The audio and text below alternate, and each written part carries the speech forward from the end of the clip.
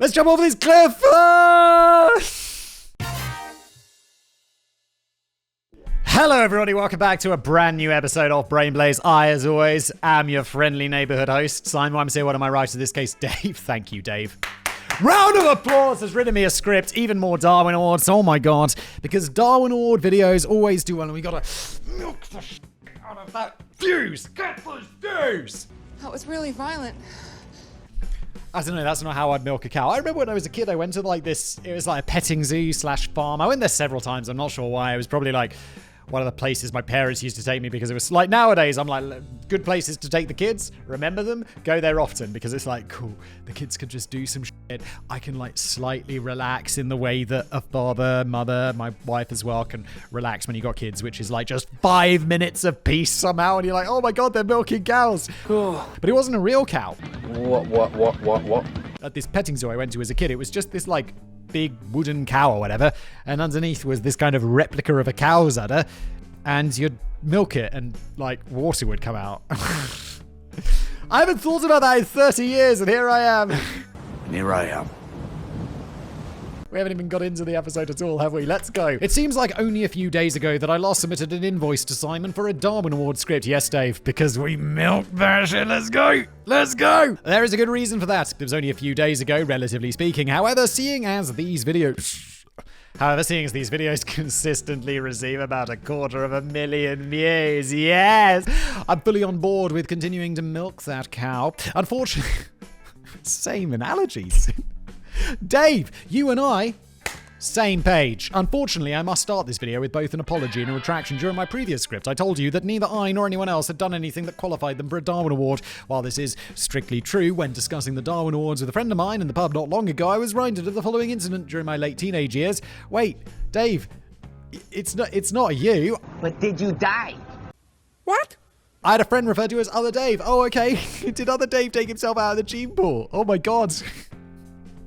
Now I'm like, what happened? Gather round, children, gather round. Now, Other Dave was a legend. He was the kind of friend that should you go out with him for a couple of beers, you might not return for several days. Lads. Yes. Those people, I mean, there's less of them as you get older, but those people are fucking wild, where you're just like, what is your life? And how can you have just casual disregard for fucking everything? Like, there's not very many of these people, but I've known them. They exist, and it's crazy. They're just like, kid, let's do it. It's like, okay. What are you doing? Just before we continue with today's video, I do want to share something very important with you, and I'm not kidding, because it is life insurance. Insurance on your life. Now, let's talk about why life insurance is a must-have. Think about your loved ones. Think about them right now. How much you love them. Well, look, if something unexpected happens, you wouldn't want them to worry about money, would you? Life insurance gives you peace of mind, knowing that if something happens, your family will have a safety net. It covers things like mortgage payments, college costs, so that your family can focus on what's most important, each other. Oh, isn't that nice? So this is how Policy Genius works. They've got an amazing technology that makes comparing life insurance quotes from America's top insurers an absolute breeze. You can find policies starting at just $292 per year for $1 million in coverage. Now, I live in Europe. I don't have access to Policy Genius. I'll tell you what, life insurance here is a massive hassle, and it's much more expensive than that. And this is one of those sponsors where I'm like, oh, I wish we had. When are you coming to Europe, Policy Genius? Come on, please. We need you. Some options offer same-day approval and avoid unnecessary medical exams, which are also absolutely a thing here that are no fun. What's great is that their licensed agents are there to help you, not the insurance companies, so you're getting advice that's truly in your best interest. Policy Genius is anyone who has people who depend on them, plus there are no added fees, and your personal details are kept private. No wonder they have thousands of 5-star reviews on Google and Trustpilot. So, to start comparing quotes and simplifying insurance buying today, check out Policy Genius at policygenius.com/blaze. There's also a link below. And now back to today's video. On just such an occasion, 2 beers in the pub resulted in us both waking up in France after having spent 9 or 10 hours on a ferry and having no idea what we were doing. Anyway, I digress. Sorry, I digress. One afternoon, Other Dave and I were cutting down some trees in his parents' backyard. This job required, among other things, the use of a petrol chainsaw.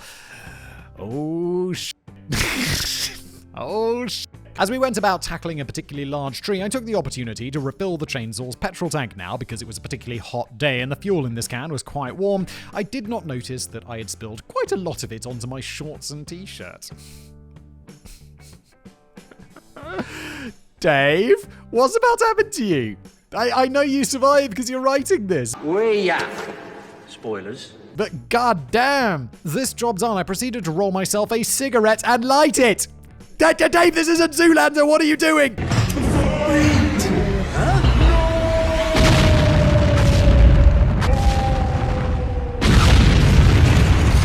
Apparently, I also had quite a lot of fuel on my hands because as soon as I lit the lighter, my hand burst into flames. The situation was only made worse when I tried to smother the flames with my petrol-soaked t-shirt.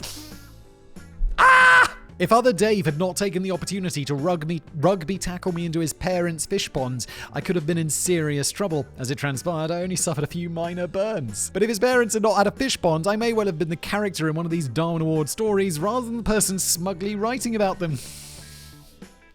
Jesus Christ, you have these brushes with death, right? There are a few that, I mean, there's like been one particularly close thing that I think about, and then just like dangerous shit that I've done over my life, which in retrospect was a really terrible idea. And now that I have kids, I'm like, oh God, they're going to do these stupid things. One was when I was a kid, I was just walking along the street and a car just like loses control or whatever and just swerves straight onto the pavement. And there was a bollard. And this car just like, I'm standing right here. And there's a car like driving around. It's like, and then it smashes into this bollard, fully collapses the bollard over, and the car's fucking ruined. And I'm just like, holy shit, that was close. Yeah, that sticks out in my mind. Anything else? I feel like I've had other close brushes with death, but not quite like that, Dave. Remember, only the good die young.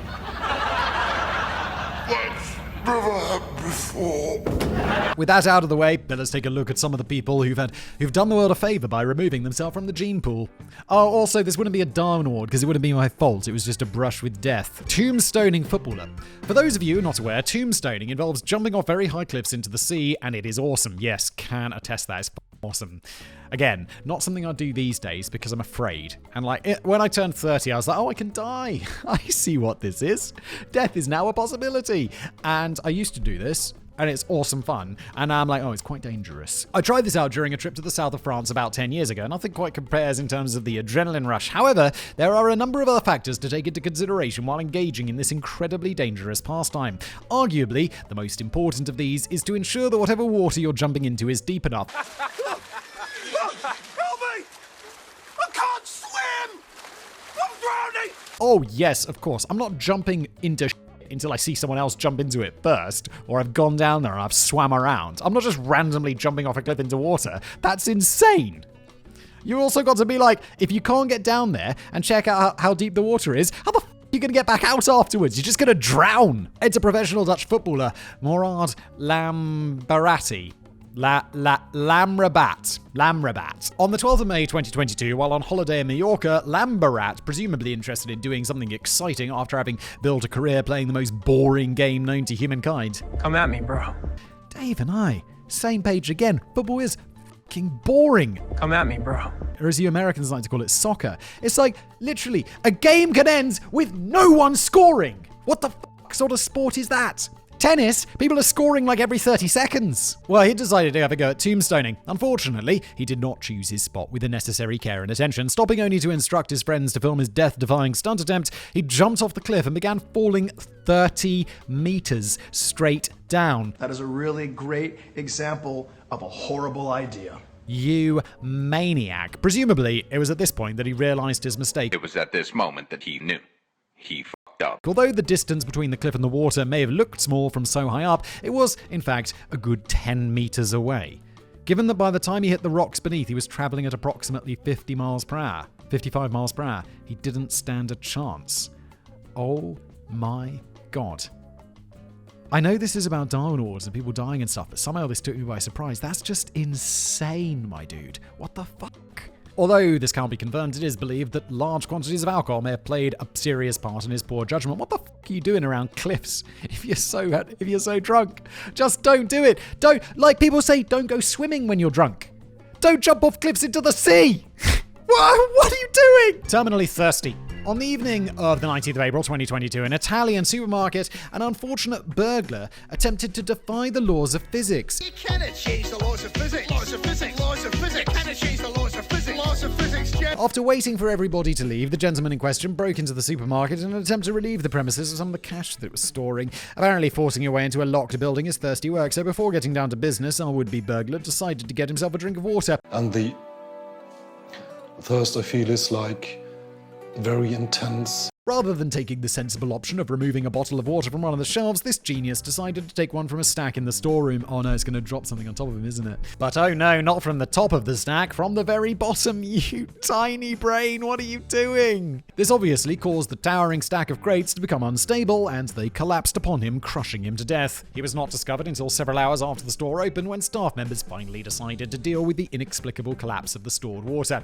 If only this guy had paid a little more attention playing Jenga as a kid, he might have been successful and completed his burglary, although I suppose there's always a chance he would have bottled it. Bada-bom-bom, taking a shit in the woods with a bear.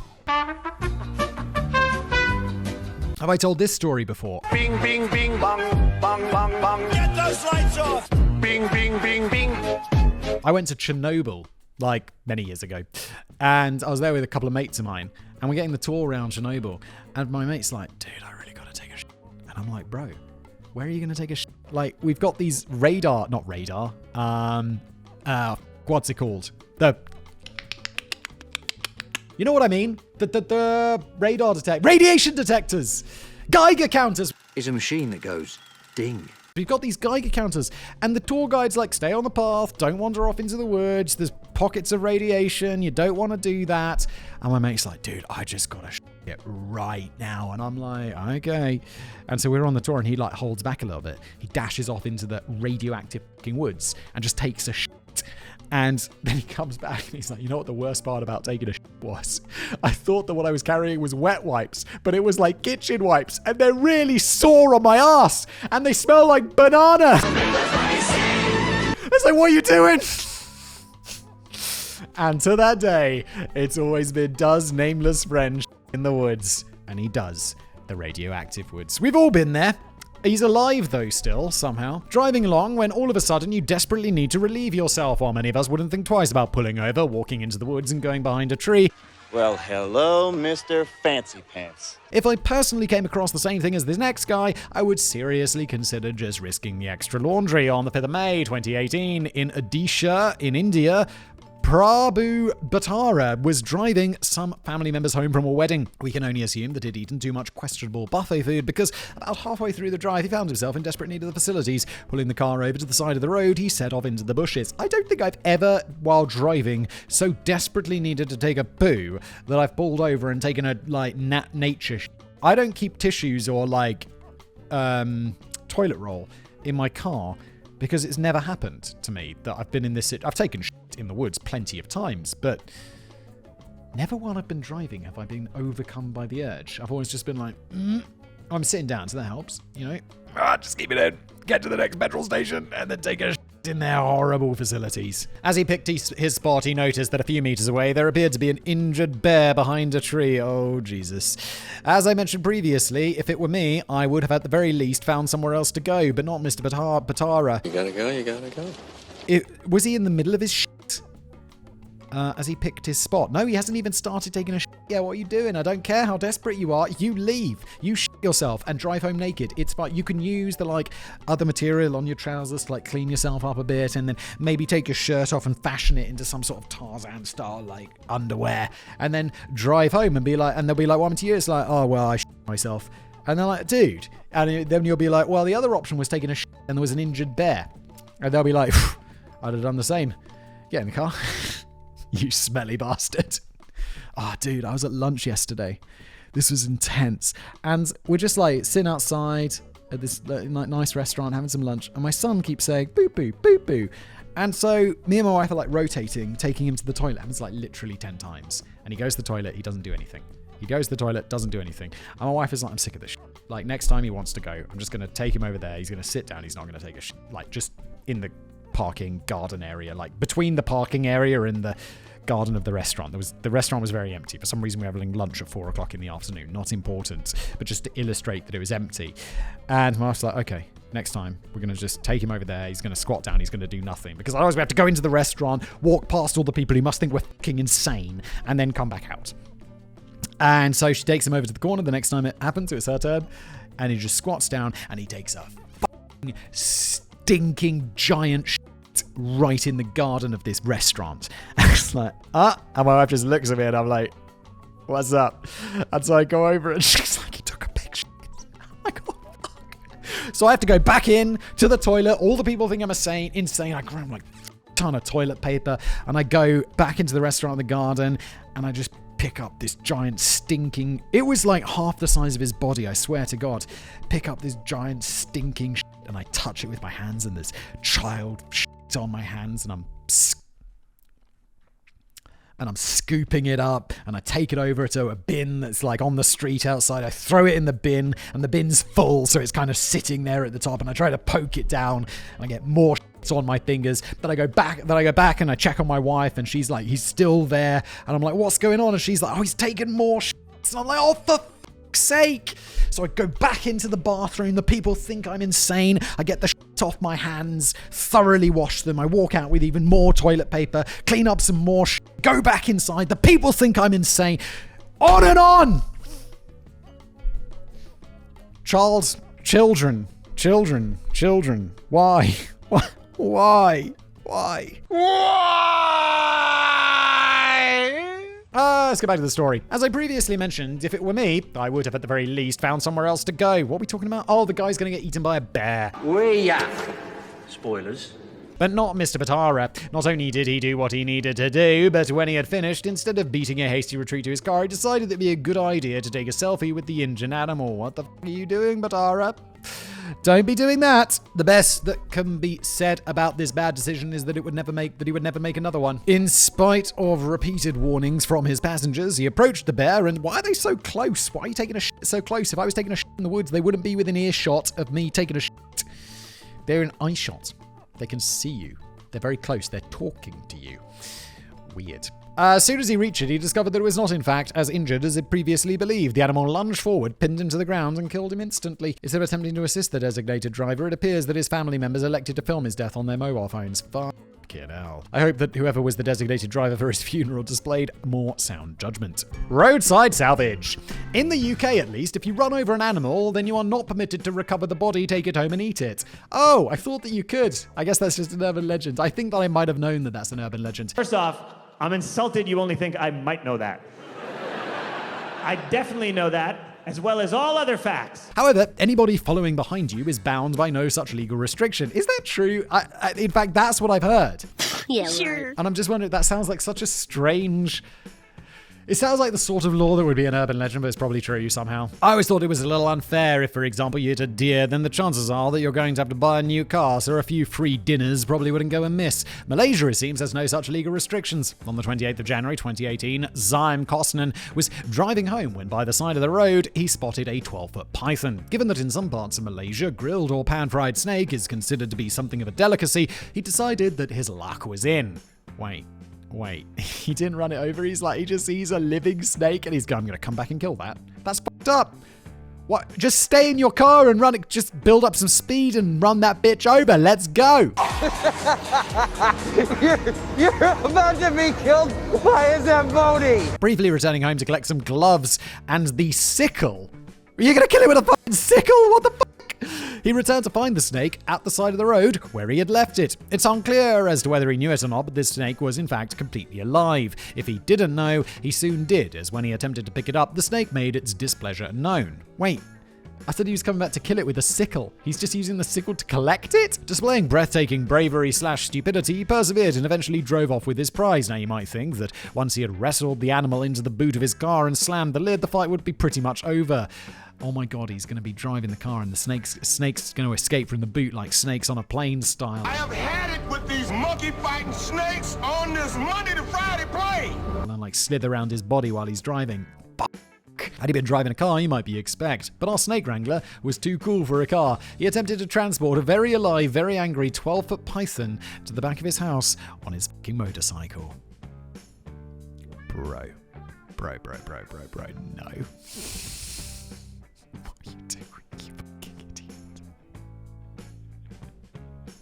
There's a fucking 12-foot python! Locals found him, the snake, and the motorcycle at the side of the road the next day. Apparently, although the python had not tried to eat him, it still held a grudge. According to reports, the people who found him had to kill the snake in order to get it to release his body. It's a shame that this mindless creature had to meet such an unfortunate end. It's also disappointing that the snake had to die. Ah, I see what you did there. The Nutcracker. Having just read through my previous script to make sure that I did not include any duplicates, I noticed that every recipient of a Darwin Award that I've included so far has died. As you'll no doubt be aware, you don't actually have to die to receive an award, just remove yourself from the gene pool. Whoosh, whoosh. No. Although living recipients are rare, I did find a few, and this is one of them. In 2007, a man arrived in an emergency room complete with a gunshot wound and a harrowing story. Oh my god, is this the thing about, like, there's like a whole social media meme a few years ago of people just like pointing loaded guns at their dick and balls, just like a loaded gun and just pointing it like that and taking a picture of it. And I guess this dude was doing that, and then bang!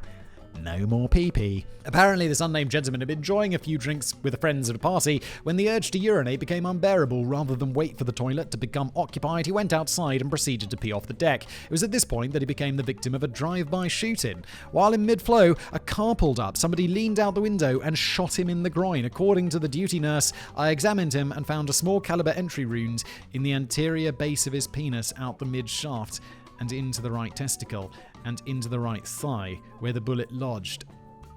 They shot him through his penis, into his testicle, and then into his thigh. I'm feeling like uncomfortable just thinking about this.